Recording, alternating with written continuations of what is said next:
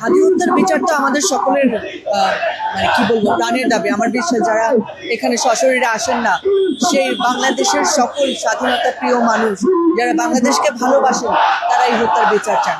তো আমি আজকে এখানে এসেছি আমার একটা আমার যে এখানকার অংশীদারিত্ব বা আমার এখানে ওদের প্রতি আমার সাপোর্ট সেটাকে জানাতে।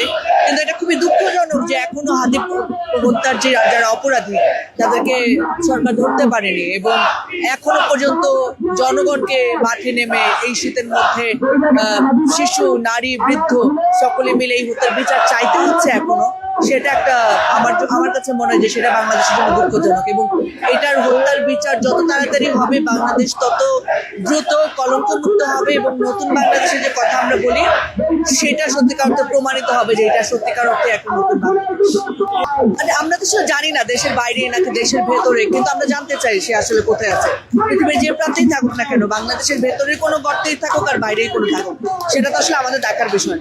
তো এইটা শনাক্ত করা এবং বের করার জন্য যত দ্রুত আসলে সরকার ব্যবস্থা নেবেন ততই আসলে তাদের জন্য এবং বাংলাদেশের জন্য মঙ্গল।